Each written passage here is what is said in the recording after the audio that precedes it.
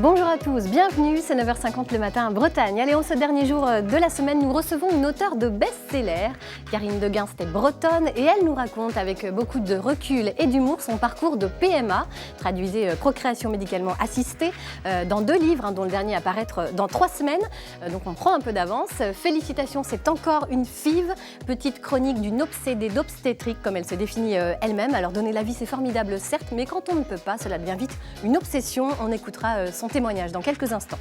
Nous ferons le point également sur vos droits en compagnie d'un avocat, un habitué de l'émission, maître Guillaume Chauvel, qui traitera du thème de la responsabilité médicale en cas d'infection nosocomiale, un sujet sensible qu'il traitera avec beaucoup d'humour peut-être, on verra ça avec lui.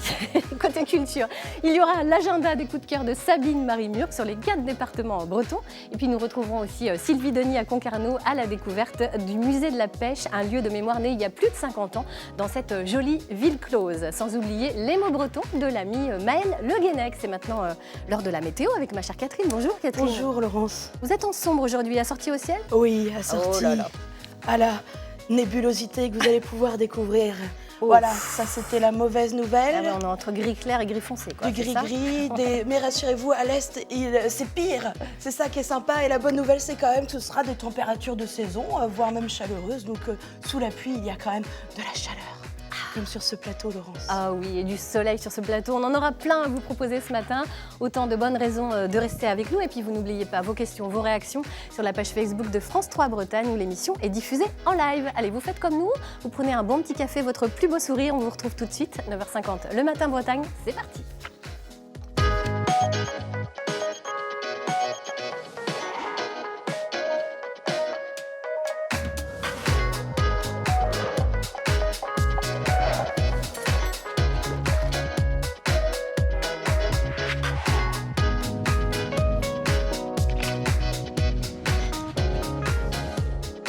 Bonjour à tous, bienvenue à vous en ce dernier jour de la semaine. Allez, j'ai un très beau plateau ce matin, comme tous les matins, vous allez me dire, mais on va commencer. Sabine, bonjour Sabine, vous nous ferez une sélection tout à l'heure de jolies sorties culturelles en Bretagne dans quelques instants. On vous retrouvera maître Guillaume Chauvel avec vous, donc sans humour, on parlera des infections nosocomiales, parce que ça va être difficile de blaguer là-dessus, mais par contre ce sera très pratique, votre chronique.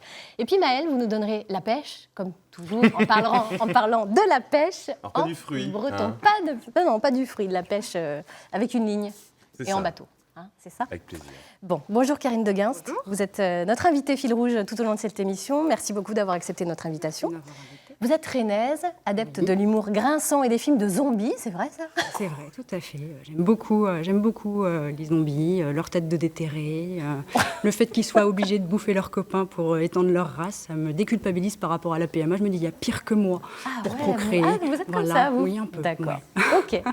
Vous êtes enseignante de profession, écrivain cathartique, comme vous dites, parce que, en fait, votre livre, votre premier livre, Félicitations, c'est une FIV, raconte votre parcours dans le monde de la PMA, procréation médicalement assistée.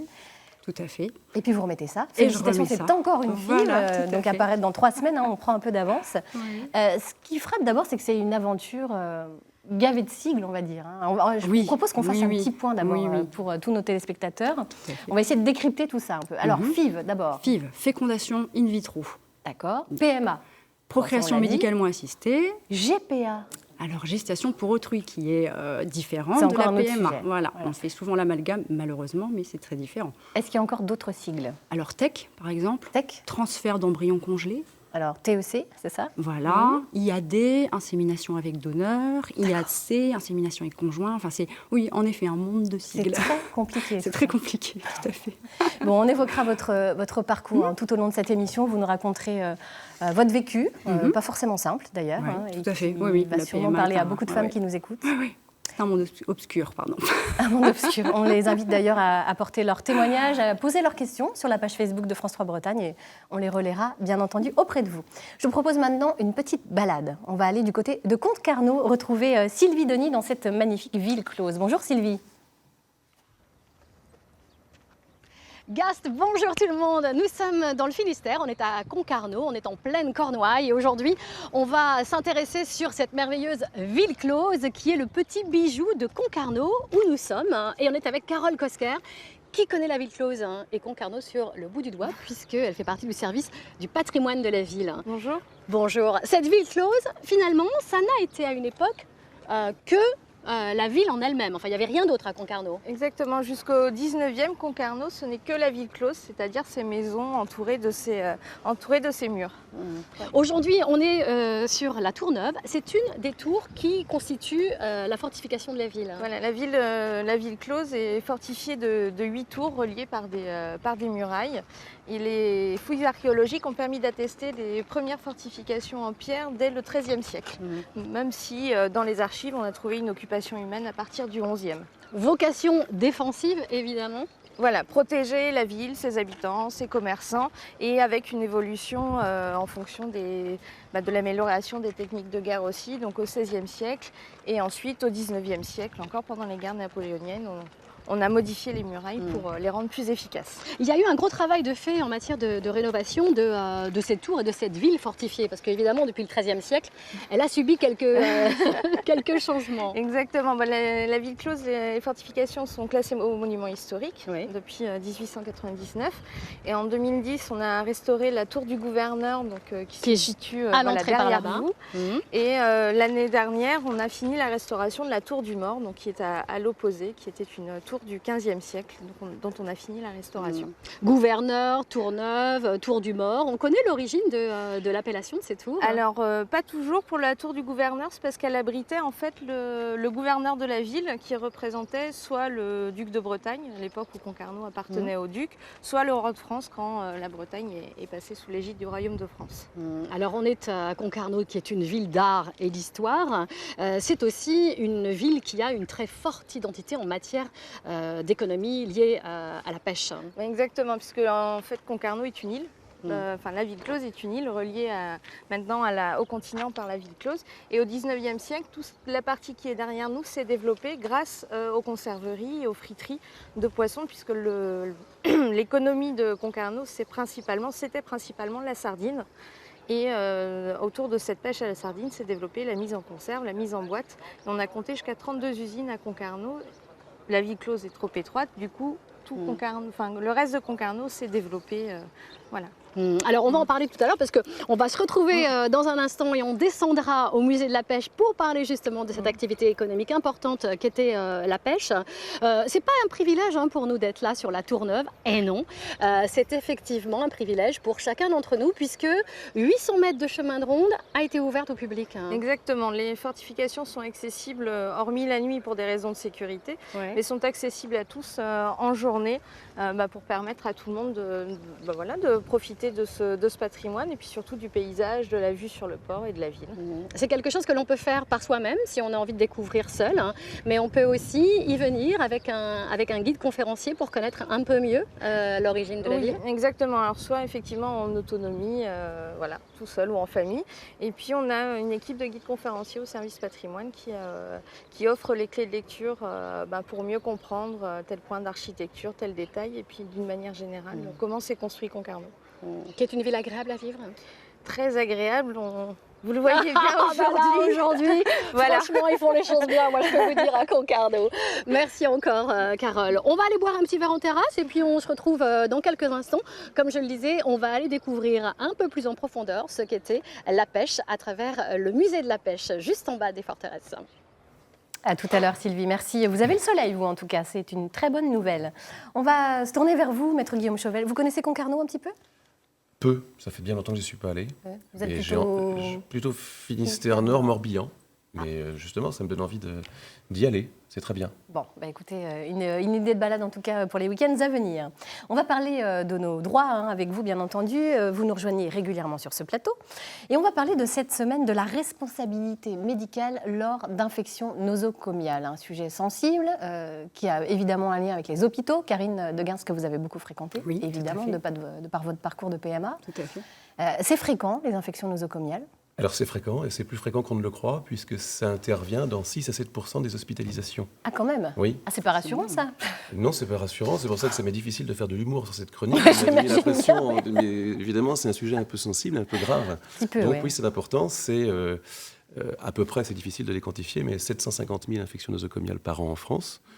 Et puis c'est, alors là je vais devenir de moins en moins drôle, c'est environ 3 à 5 000 décès par an. Voilà. D'accord. Bon, les infections nosocomiales, on les définit comment très exactement? Est-ce que ce sont celles contractées uniquement dans le milieu hospitalier? Non, Non. Alors d'après une circulaire de 2000, c'est une infection qui est contractée dans un établissement de santé. Donc D'accord. l'établissement de santé, c'est large. Oui, donc ça peut être, C'est évidemment bien souvent les cliniques, donc établissements privés, les hôpitaux, établissements publics, mais ça peut être un cabinet libéral aussi. D'accord. Voilà. Au niveau de l'indemnisation, parce que là, on rentre dans le dur, on va dire, dans le vif du sujet, que prévoit la loi? Alors la loi Kouchner de 2002 a eu l'avantage d'unifier les régimes de responsabilité et les régimes d'indemnisation. Avant, les victimes étaient traitées différemment suivant qu'elles contractaient une infection nosocomiale dans un établissement public, à l'hôpital, ou dans une clinique ou un cabinet libéral. Donc ça provoquait évidemment des divergences et puis des inégalités surtout. Et la loi Kouchner a eu le mérite de mettre en place un système commun, qu'on soit infecté dans le public, dans le privé ou dans un cabinet libéral. Donc aujourd'hui, il y a le Code de la santé publique, à la suite de la loi Kouchner, pose qu'une infection nosocomiale est indemnisée, enfin que l'établissement de santé est responsable de l'infection nosocomiale contractée lors des soins, sauf s'il fait la démonstration d'un cas de force majeure. Autrement dit, si vous, moi ou n'importe qui contracte une infection nosocomiale, eh bien, il n'aura pas l'obligation de faire la preuve d'une faute de l'établissement de santé. Il sera indemnisé quasi automatiquement. Ça sera à l'établissement de santé de faire la démonstration qu'il existe un cas de force majeure, ce qui est évidemment extrêmement difficile. Donc un cas de force majeure, pour faire simple, c'est quelque chose qui est imprévisible, irrésistible et extérieur à l'établissement de santé. Comme les gènes, par définition, et les bactéries ne sont pas identifiés et immatriculés, qu'on a bien du mal à les pister, c'est la mission impossible pour l'établissement de soins de démontrer que l'infection préexistait à l'intervention chirurgicale. Donc il y a une présomption de responsabilité des établissements de santé. C'est comme ça qu'on dit les choses. Absolument. Avec une exception quand même, quand vous contractez une infection nosocomiale dans le cadre d'un cabinet libéral, donc dans une petite structure individuelle la plupart du temps, ou à peu de membres, enfin pas une grosse structure hospitalière ou de clinique, là il y a un régime un petit peu différent, c'est quand même au patient de faire la démonstration qu'il a contracté l'infection nosocomiale au sein du cabinet libéral. Mais c'est quasiment impossible, vous imaginez. Alors j'étais dans la salle d'attente, du coup... C'est effectivement beaucoup plus compliqué. Mais simplement, les infections nosocomiales ne se contractent pas, ou peu, dans les cabinets libéraux. Elles se contractent à l'occasion d'interventions qui sont plus lourdes. Dans les établissements privés, établissements publics, c'est souvent lors d'interventions avec des actes invasifs que les gènes se trouvent justement infectés, qu'on peut trouver des staphylocoques dorés, etc., etc.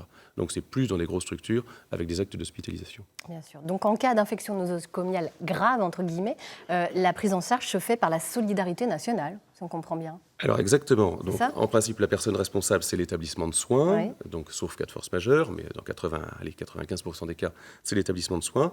Après, le régime d'indemnisation va différer suivant que l'infection nosocomiale est grave ou pas grave. Si elle est grave, c'est l'ONIAM, donc l'Office national d'indemnisation des accidents médicaux, qui est un établissement indépendant, qui va prendre en charge, qui va réparer le préjudice. Donc une infection grave, c'est... Alors voilà, comment définit-on ce critère de gravité? Je vais rentrer encore dans les critères, ouais. Mais une infection nosocomiale grave qui est prise en charge par l'ONIAM, c'est une infection nosocomiale qui entraîne pour le patient soit un déficit fonctionnel permanent, donc un handicap pour faire simple, de plus de 24%, c'est pas rien, soit une inaptitude au travail de plus de 6 mois, soit une inaptitude professionnelle, soit des troubles graves dans les conditions d'existence. Si un de ces critères est rempli, la victime peut être indemnisée par l'Office national d'indemnisation des accidents médicaux. Si en revanche l'infection nosocomiale n'est pas grave, en dessous de 24%, ça reste grave. Mais si elle est en dessous de 24%, ou s'il y a moins de 6 mois d'arrêt de travail, etc., c'est l'assureur de l'établissement qui va prendre en charge l'indemnisation du préjudice.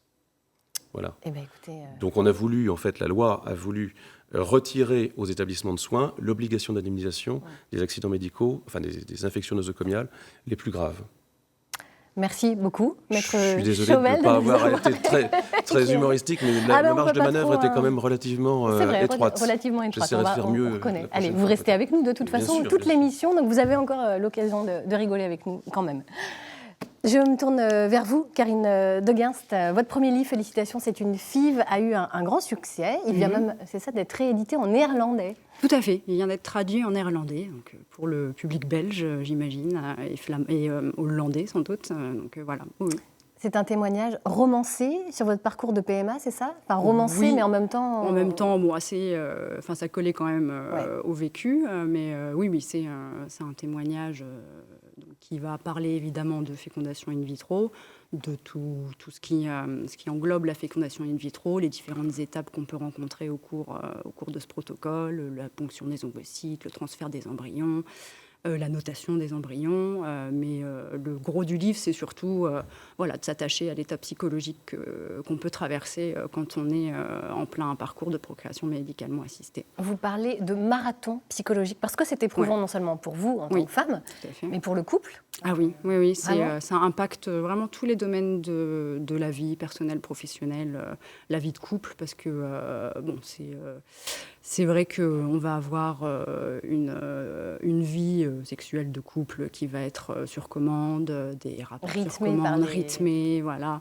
Ça va impacter de manière professionnelle la vie parce qu'on va avoir des rendez-vous médicaux, des examens, tout ça qui ne vont pas forcément être prévisibles. Donc c'est vrai que voilà, ça va s'insinuer dans chaque domaine de la vie. Et donc c'est pour ça que c'est quand même quelque chose qui est rude et qui se rapproche du marathon psychologique, tout à fait. Alors c'est un parcours heureux au final, parce que vous avez eu 2 enfants donc de cette façon-là. Oui. Mais vous dites la PMA irriguait toute ma vie, pour ne pas dire plus, ça devenait une obsession. Mais ça allait très loin chez vous. Ah oui, je voyais des signes partout, j'analysais les plaques d'immatriculation, quand je voyais FC sur une plaque, ça voulait dire fausse couche, quand je voyais bébé, c'était un signe positif, j'allais tomber enceinte. Ah oui, c'était très invasif, je regardais les nuages, s'ils avaient une forme un peu de bébé, je me disais ça y est, c'est bon. C'était. Je développais pratiquement des tocs, je pense, par rapport à ça. Non, c'est vraiment quelque chose qui est impactant et à la limite de l'aliénation. Oui, vous utilisez le mot après, carrément. je suis peut-être excessive, mais je pense que finalement, mon parcours et mon point de vue sur la chose est assez généralisable si je confronte à ce que j'ai pu voir ou lire ou les retours qu'on m'a fait sur le livre, quoi. Partager votre expérience, c'était vital pour vous aussi? Oui. Alors à la que... base, j'avais écrit ça de façon cathartique pour moi, parce qu'il fallait que j'exprime et que je dise ce que j'avais vécu. Mais c'est vrai que l'idée du livre s'est faite et puis il a plu et tant mieux, parce que c'est vrai que je pense que c'est important d'avoir ce genre de témoignages. Il y a beaucoup d'ouvrages de scientifiques, de médecins qui abordent la PMA d'un point de vue médical. Il y a il commence à y avoir de plus en plus de témoignages de patients ou d'ex-patients qui passent par là, mais c'est vrai que c'est important de permettre à ce public que sont les infertiles, qui sont finalement un marché de niche, mais qui est vraiment en train de devenir chenil de mon point de vue, d'offrir ce genre de choses pour que les femmes, les hommes, les couples se sentent moins seuls et puissent, que le livre puisse être un lien entre, je sais pas, eux et la famille s'ils n'arrivent pas à en parler. Ça devient une sorte de médiateur, le livre, finalement? C'est les retours que j'ai eus, des gens qui de ce n'arrivaient sujet. pas à en parler à leurs amis, à leurs parents, et du coup qui donnaient le livre en disant tu vois, moi ce que je vis, j'arrive pas à t'en parler, mais quelqu'un l'a fait pour moi, donc je te le donne à lire, tu me feras un retour, et voilà quoi. Donc j'espère que, a priori, ça a aidé les gens, et j'espère que ça continuera à le faire.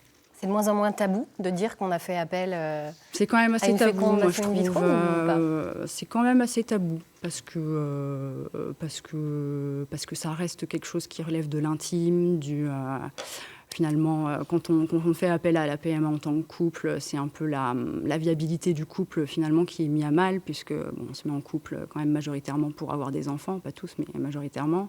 Et donc c'est vrai que du coup le couple a moins de raisons d'être si on est infertile, consciemment ou inconsciemment. Et du coup, c'est vrai que je pense que c'est quelque chose qu'on ne va pas crier sur tous les toits. J'ai fait une FIV. En tout cas, moi, j'ai jamais vu des mamans qui disent... Moi, oui, en effet, j'aurais du mal à le cacher. Là, le pas crier sur tous les toits, on n'en est pas loin. Mais bon, je pense quand même que ça reste un sujet qu'on évoque pas facilement. Quelles sont les étapes d'un parcours de PMA ?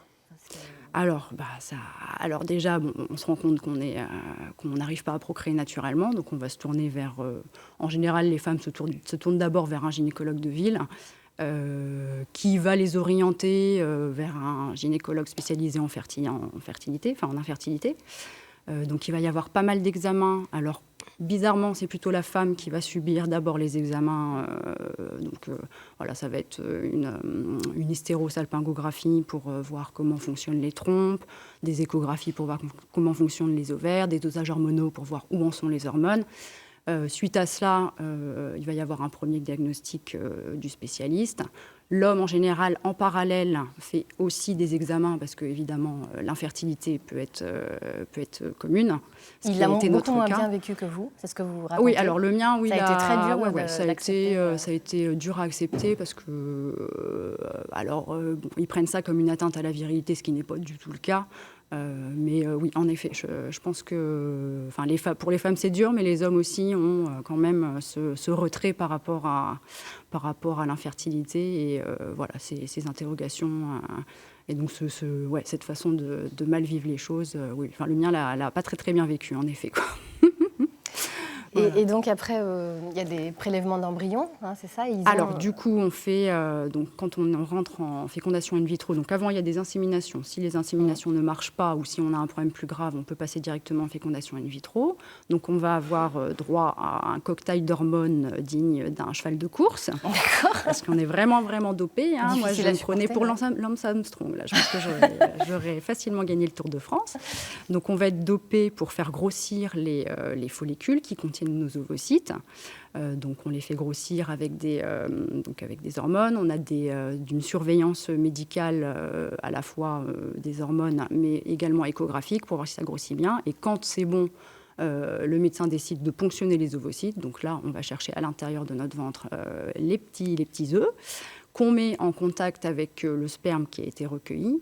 Et voilà, ça donne ou pas des embryons qui seront mis en culture. En général, on transfère des embryons à 3 jours après la fécondation. On peut pousser jusqu'à 5 jours. Ça dépend des cliniques, des médecins, des protocoles. Et voilà. Les embryons sont notés en fonction de leur... Et les embryons, tout à fait, sont notés en fonction de leur qualité. Parce que les embryons de meilleure qualité vont permettre une meilleure implantation, enfin une meilleure chance d'implantation et donc de donner une grossesse. Donc voilà, il y a 3 petits chiffres, ils sont notés à la base de 3 petits chiffres. Donc le premier, c'est le nombre de cellules, le deuxième, c'est la qualité des cellules, leur forme. Et le troisième, c'est le taux de fragmentation de ces cellules. Plus elles se fragmentent, moins c'est bon. Donc, en gros, si votre embryon se prend pour un lépreux qui joue de la guitare, c'est pas bon du tout. Il va pas s'éclater, quoi.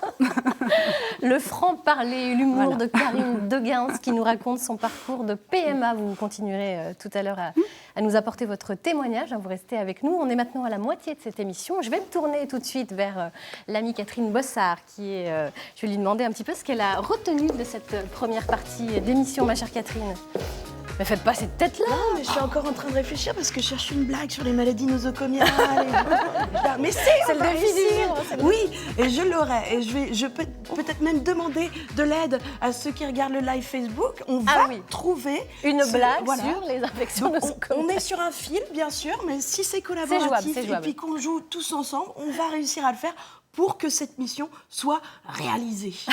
Merci beaucoup. Je cherche encore. Ouais, nous aussi, on cherche. Allez, donc appel à vous sur Facebook, n'hésitez pas. Nous retrouverons dans quelques instants Maëlle Le Guenec et ses mots bretons, et puis l'agenda culturel de Sabine Marie-Murgue. Et puis nous rejoindrons aussi Sylvie Denis à Concarneau au musée de la Pêche. Mais pour l'instant, nous allons vous donner les titres qui seront présentés ce midi à la une par Éric Pinault. Il y aura un focus sur ce qui va changer pour vous avec le nouveau règlement sur la protection des données personnelles.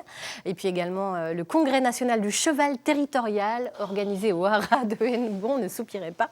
Et puis un début de week-end cycliste avec la classique Morbihan aujourd'hui. Les femmes dans la course. Voilà, et bien écoutez, je vous propose une petite balade maritime. Allez, on va aller dans une île. Pas n'importe laquelle, une magnifique île, elle se trouve dans les Côtes d'Armor. C'est l'île de Bréa, on l'appelle l'île aux fleurs, et vous allez voir, ça n'est pas galvaudé. C'est un reportage de Catherine Basile et Fabrice Leroy.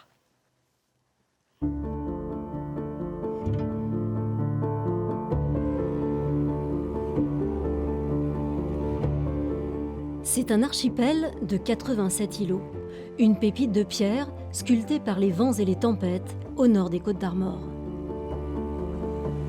Dès la fin du 19e siècle, ces paysages sauvages attirent artistes et visiteurs.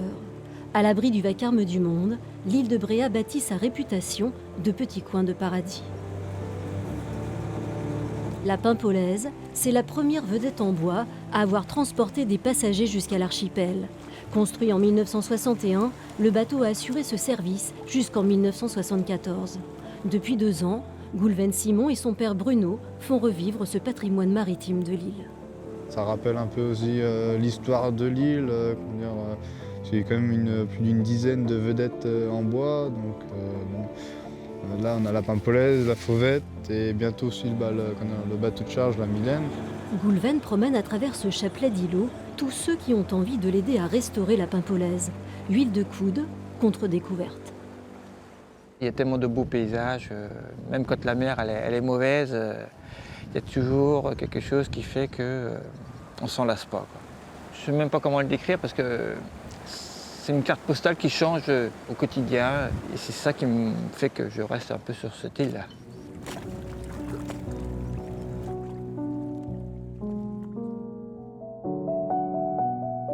Hier, comme aujourd'hui, Bréa s'explore en bateau, à pied, à vélo. Les voitures y sont interdites. Seuls, quelques tracteurs sillonnent l'île. Le calme, la paix, le silence, c'est ce que viennent chercher ici des milliers de promeneurs depuis des décennies.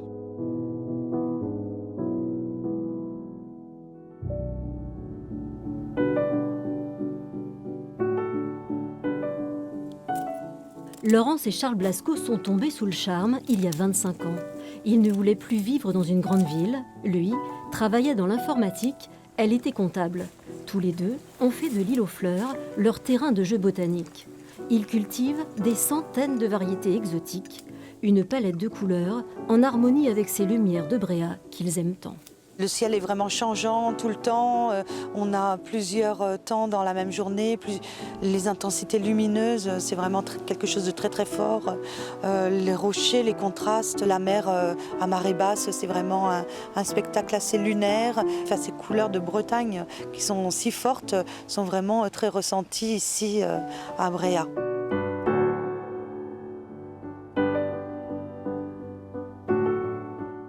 On est vite tombé amoureux de ces paysages un peu hors du temps, quoi. Il faut venir, hein, c'est indescriptible. Même lorsqu'on voyage, on est parti dans des pays magnifiques.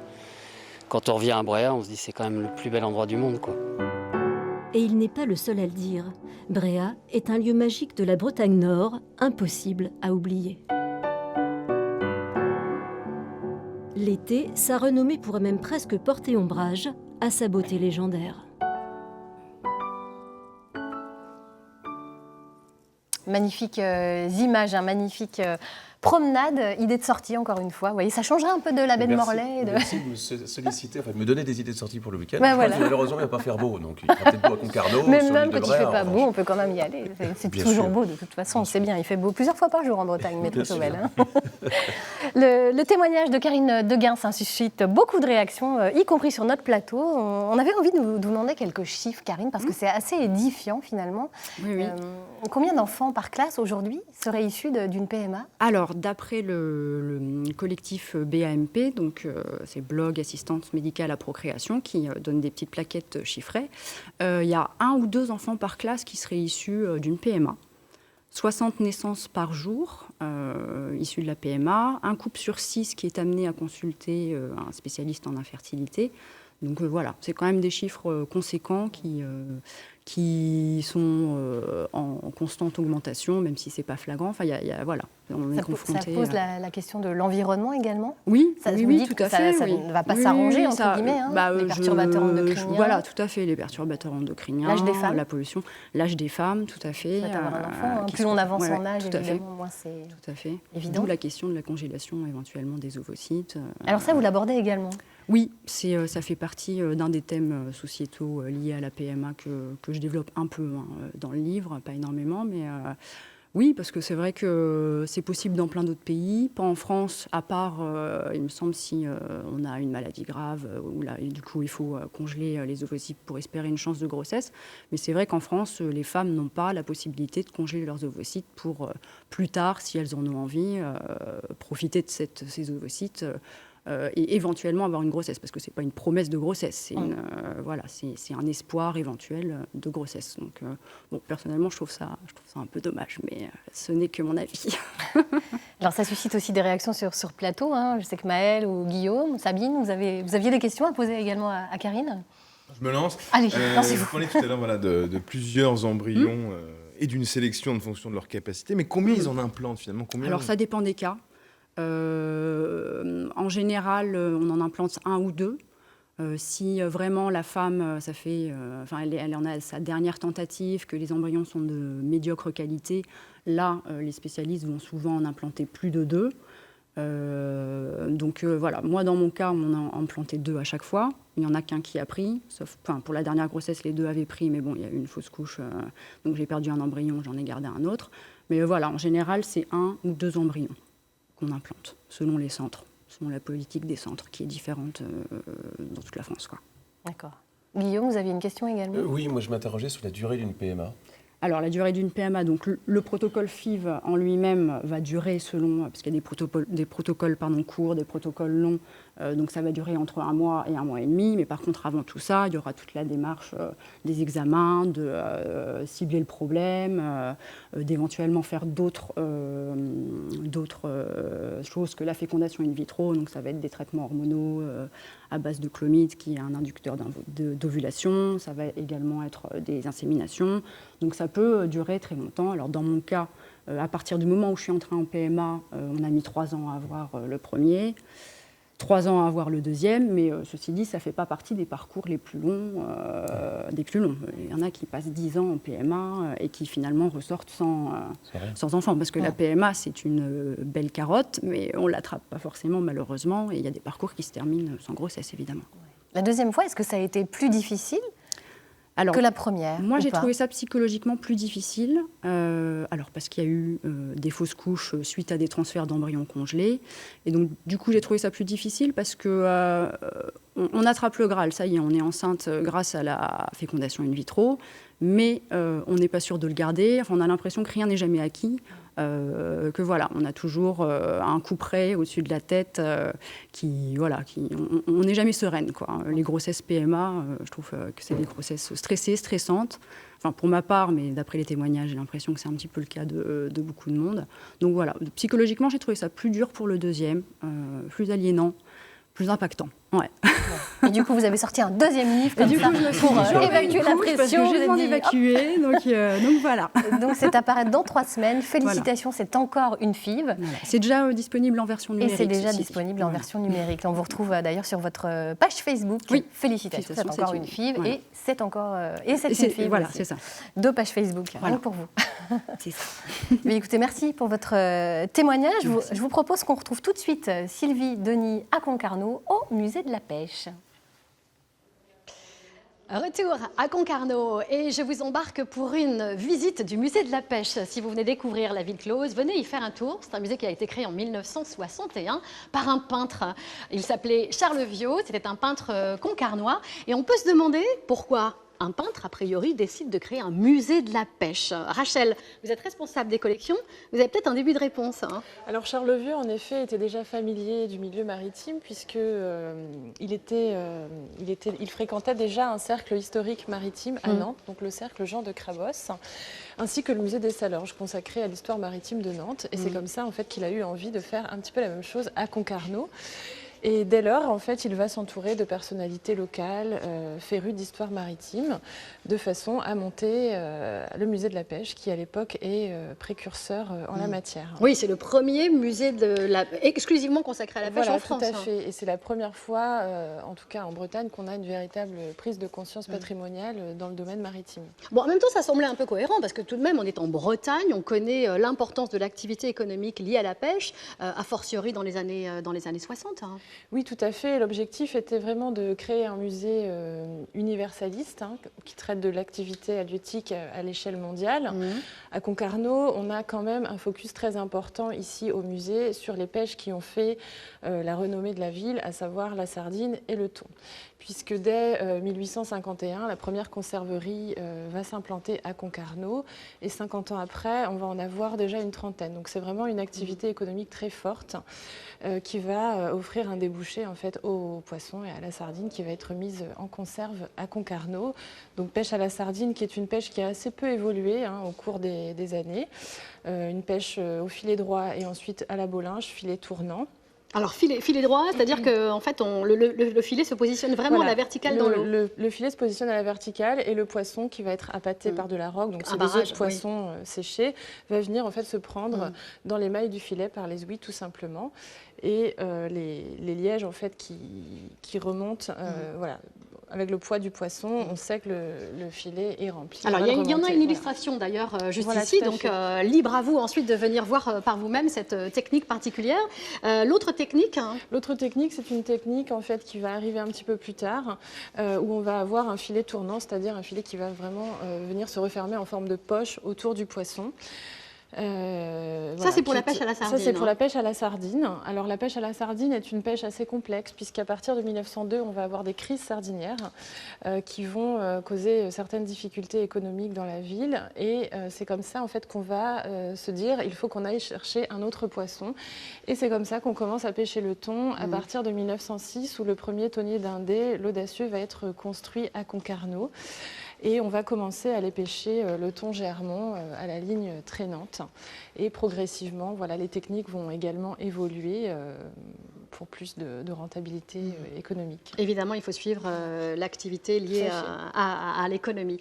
Le musée est intéressant en cela, il est très hétérogène. Là, on parle de ces pêches particulières qui ont fait la renommée de Concarneau, mais pour ceux et celles qui aiment le voyage, qui aiment aussi un peu d'exotisme, le musée a aussi certaines pièces qui viennent d'un peu partout dans le monde. Oui, voilà, tout à fait, puisqu'à l'époque, la collecte, le musée s'est créé sans collection, donc il y a une collecte progressive au fil des ans.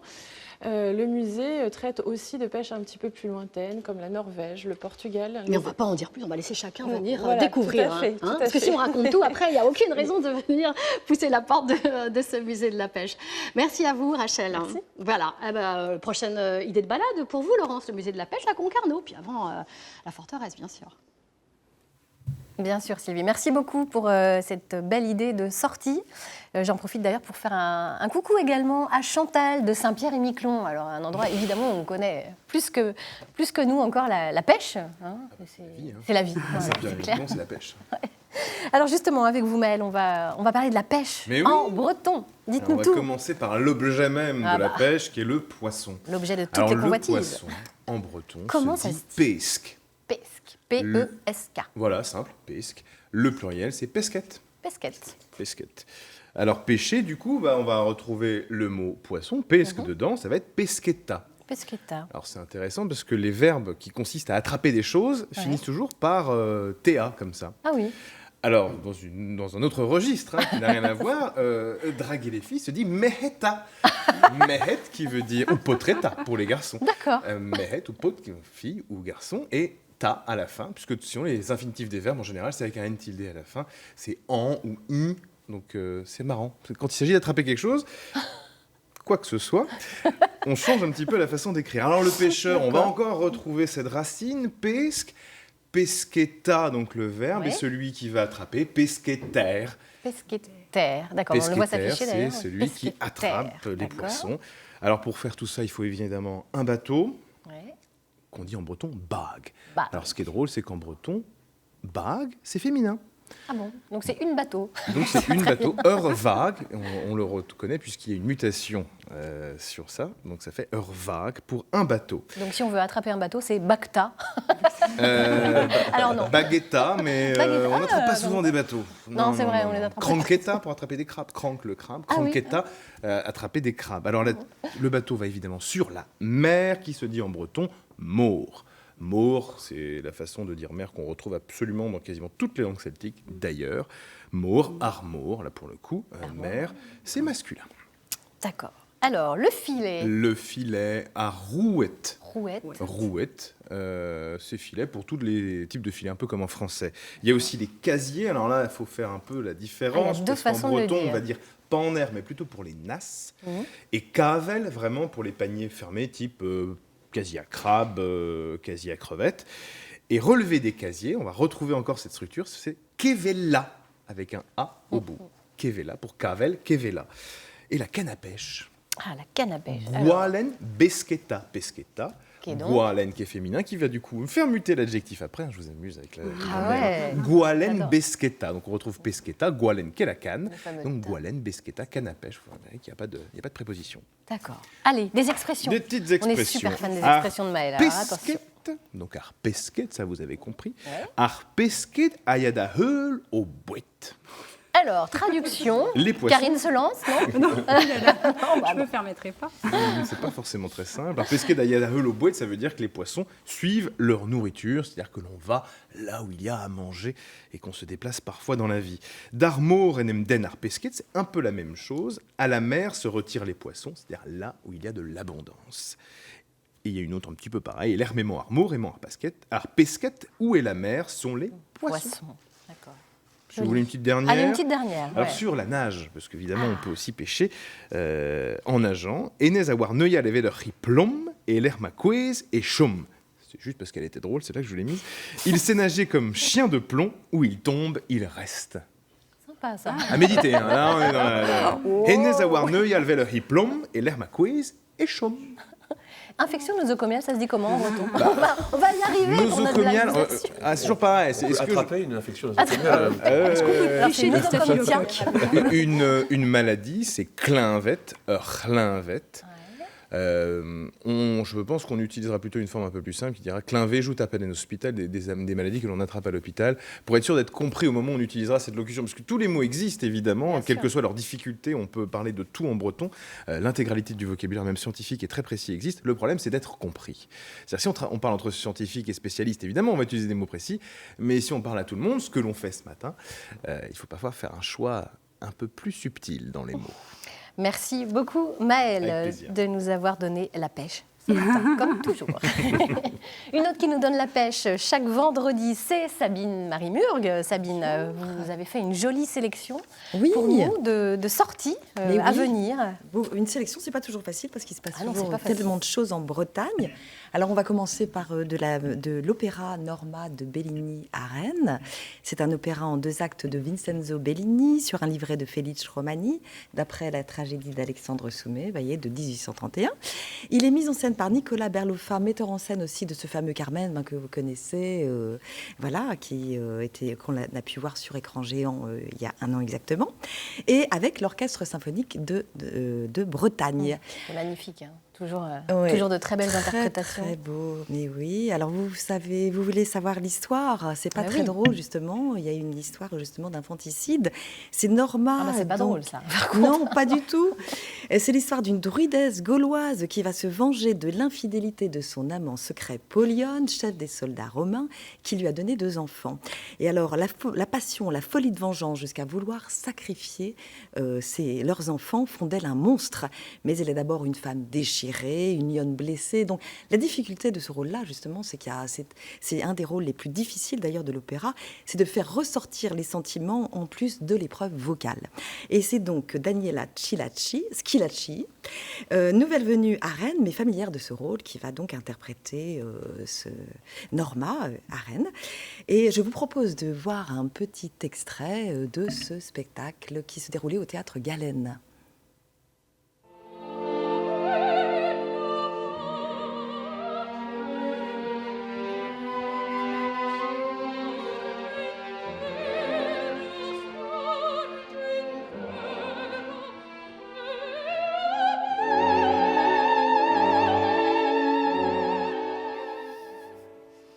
Magnifique.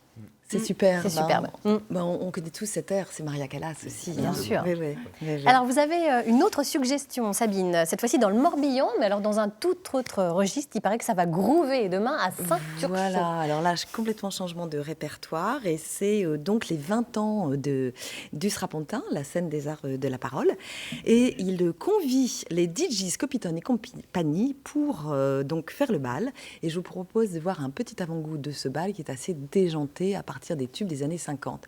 Bon, Karine, Laurent, je suis désolée, c'est pas trop votre génération, mais voilà. Ah, mais si, mais non. Je vous propose de reconnaître certains airs. Get up, get on up, stay on the scene. Get on up, like a sex machine. Get on up. Voulez-vous coucher avec moi ce soir? Voulez-vous coucher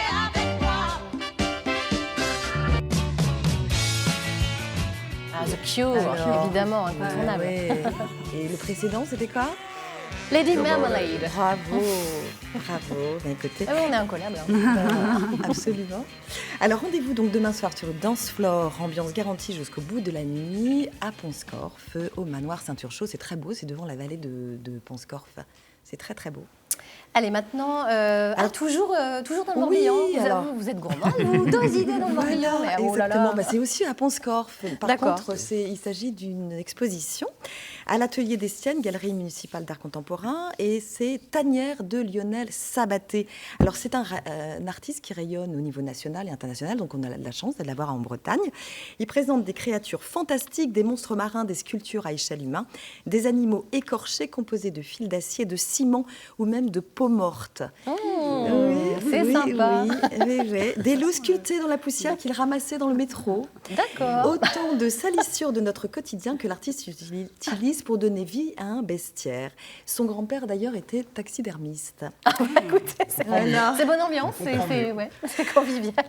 Alors, il sculpte, il dessine et il peint aussi une peinture qui fait appel à l'imaginaire de la mer, puisqu'on est aussi à Concarneau, comme un hommage aux premières créatures apparues au fond des océans. Bref, c'est comme si on visitait un musée d'histoire surnaturelle. Ouverture du mardi au dimanche après-midi et c'est gratuit. Bon, très bien. Les zombies, Écoutez, donc. les zombies, ça va plaire à Karine Deguin, je pense. Je vais y aller, j'irai. Allez, on passe au Finistère maintenant. Le Finistère, cher au cœur de Guillaume Chauvel. Alors, Pays de Morlaix, on va au festival Les Originales. Ça. Et c'est Gilles Servat hier qui a ouvert le bal.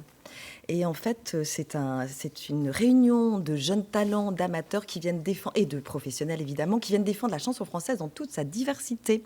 À l'affiche ce soir, vous pourrez écouter Bernard Joyer à Saint-Martin-des-Champs, Agnès Bill, marraine de la 3e édition donc, de ce festival. Ne manquez pas non plus le concert de Red Cardel. Red Cardel, vous connaissez?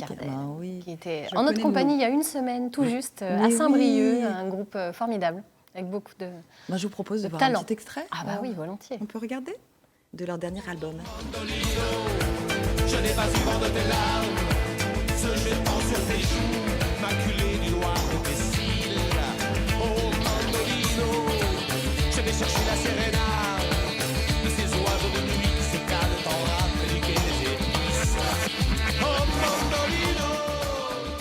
On adore Red Cardel, toujours un coup de cœur. Ils sont adorables en plus. Ouais. Ils seront le 1er juin au théâtre du Pays de Morlaix. Et on termine par les Côtes d'Armor, parce qu'il faut parler de tout le monde. Et il y a aussi les chanteurs de rue de Quintin et l'association qui organise donc le son et les lumières à l'abbaye de Bonrepos qui s'associe pour faire lancer le premier printemps de Bonrepos ce week-end. Ça va swinguer et chanter donc à Saint-Gelvin avec 4 groupes de talents fidèles du festival de Quintin. Bob et Flanagan de Pontivy, Après la messe, c'est le nom d'un groupe. Tue-tête, vous connaissez peut-être Maëlle. Et le groupe Jour de fête qui rappelle une certaine Arletty. On a le temps d'écouter ? Allez, on écoute rapidement et puis...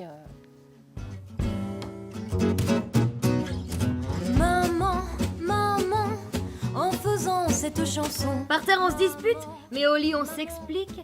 Et sur l'oreiller, on se comprend. Je suis sage en classe et pour te faire plaisir, j'obtiens les meilleures places. Quel peps. Donc, concert de ces 4 groupes demain à partir de 18h au domaine de Bonrepos. Merci beaucoup Sabine, mais on ne va pas pouvoir se démultiplier, on ne pourra pas tout voir, on va falloir faire des choix. Merci infiniment. On va clore cette émission maintenant. Karine, on avait envie de vous demander un petit peu comment vous avez parlé à vos enfants, enfin pour l'instant ils sont peut-être un peu trop petits, mais comment on peut en parler? Est-ce qu'il y a des livres par exemple que vous nous conseillez pour leur raconter leur histoire finalement? J'en ai parlé à mon fils qui a 5 ans, puisqu'il avait demandé comment on fait les bébés mamans. Donc, je lui ai dit que ce n'était pas avec une bouteille de lait. Et donc, voilà, je lui ai expliqué très simplement, à l'aide notamment d'un livre de Serge Tisseron qui s'appelle « Le mystère des graines à bébé », donc qui explique la PMA aux enfants, qui est très bien fait, qui est très simple. Et voilà, qui pose les mots sur les choses de façon simple et pour les enfants spécialement, quoi. Donc voilà, je pense que c'est important de ne pas leur mentir en fait, de leur expliquer les choses. Voilà. Et puis vous souhaitiez également nous annoncer la semaine de sensibilisation à l'infertilité. Voilà, tout à fait. Alors dans le cadre de la semaine de sensibilisation à l'infertilité, il y a le collectif BAMP donc, qui organise une rencontre au CHU de Rennes avec le docteur Mathilde Domain-Bernard, qui est responsable de la la congélation des ovocytes au CHU. Donc une rencontre entre patients face à l'infertilité pour discuter, et puis expliquer un petit peu la PMA aux gens. Voilà, donc je vous invite à y venir. J'y serai aussi pour présenter le livre. Alors c'est le 6 juin au CHU de Rennes. Merci infiniment, le 7 juin, Karine. pardon. Le Oui, 7 juin. Ouais, Merci d'avoir été à nos côtés. C'est tout de suite l'heure du débriefing de Catherine Bossard qui va arriver en courant tout de suite parce qu'il ne nous reste pas beaucoup de temps. Mais voilà. Attention, bande annonce. Ils sont jeunes, beaux. Ils sont une équipe d'experts qui ont une mission, vous faire passer une bonne matinée. Une production France 3 Bretagne présente, 9h50 le matin, mission pas impossible. Attention, mouvement, action. Comment on vous suit là? Karine Deguinst. Ça y est. Désolée en régie, c'est une mission pas impossible pour vous aussi. Ils sont une... Ah bah non, j'ai déjà lu ça. Elle est une experte du marathon médical. Elle a le coup de crayon le plus vif de l'Ouest. Elle a réussi à avoir non pas un, mais 2 enfants. C'est Karine Deguinst. Attention, effet spécial. Mission réussie. Maître Chauvel. Après, Toto chez le médecin. Après, j'ai piqué ton nez, regarde. Non, vraiment, il est tombé pendant l'opération.